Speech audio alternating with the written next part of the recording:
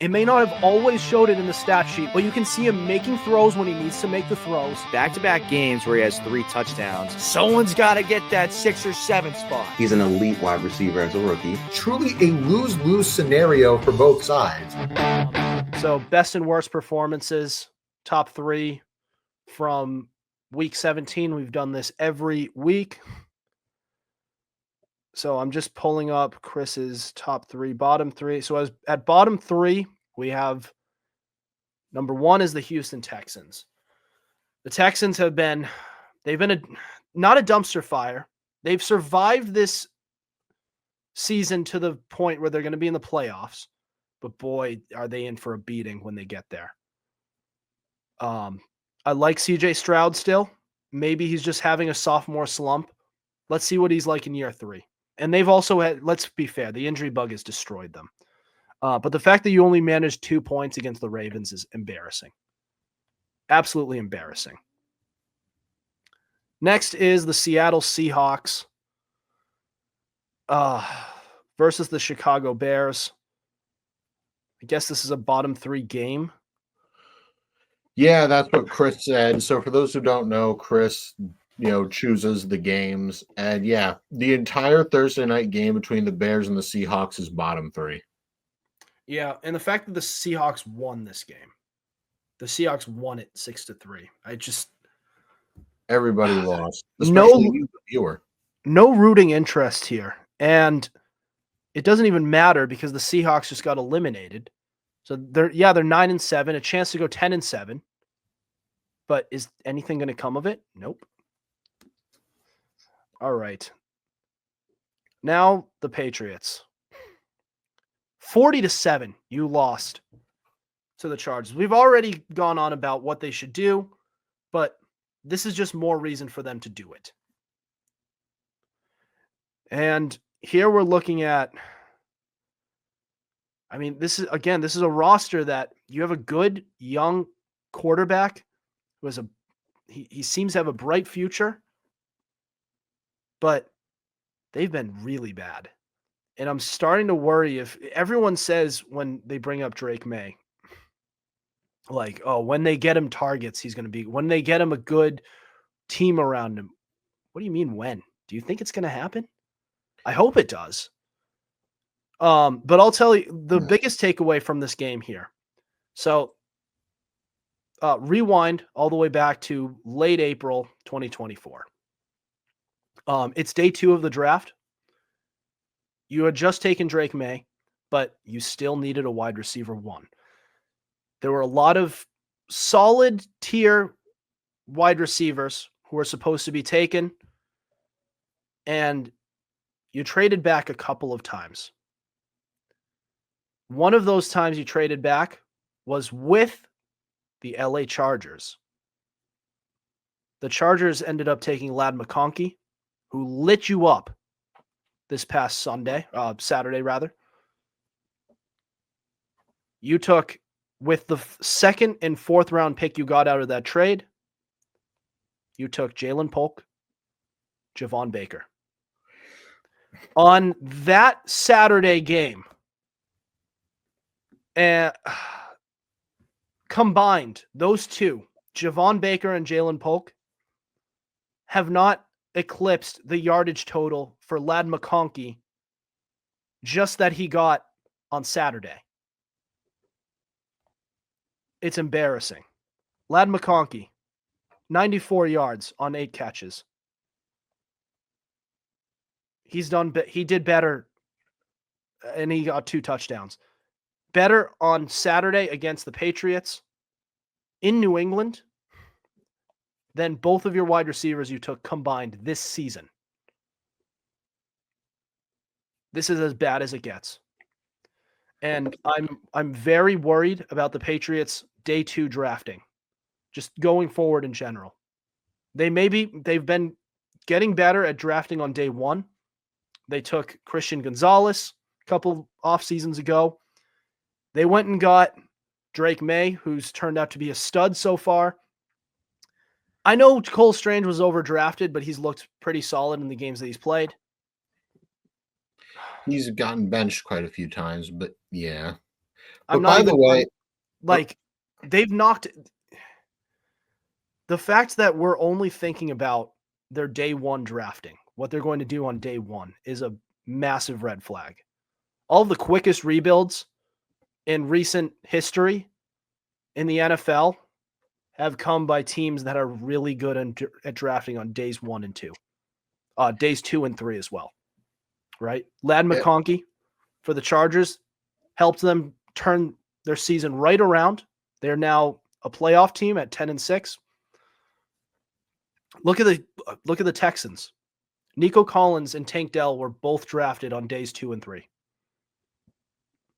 And they're their top 2 wide receivers in the past couple of years. Yeah, and I do want to say one thing, though. Do you know how bad New England's day 2 drafting is, which is rounds 2 and 3? The Patriots haven't given a day 2 draft pick, someone, or not even day 2, first, second, or third round draft pick selected by the Patriots has not gotten a second deal by the team since 2013, which I believe was like Daron Harmon or someone like that. Yeah.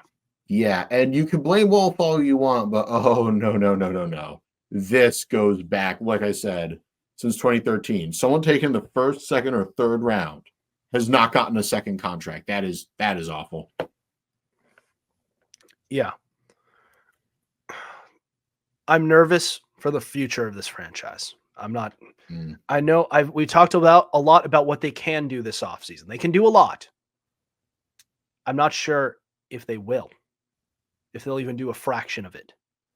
Also, we forgot to mention coaching is a major resolution. And again, another one that I don't know if they're going to do. You hired Gerard Mayo 5 years before his first year head coaching. You groomed him for this long, and this is the showing he's given. And I hear a lot of, well, he's a rookie head coach. It's his first year. He's had 5 years to get ready for it.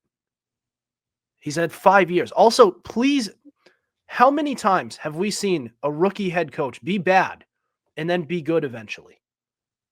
How often do we really see that? Bill Belichick did, yes. Before people answer, Bill Belichick, yes.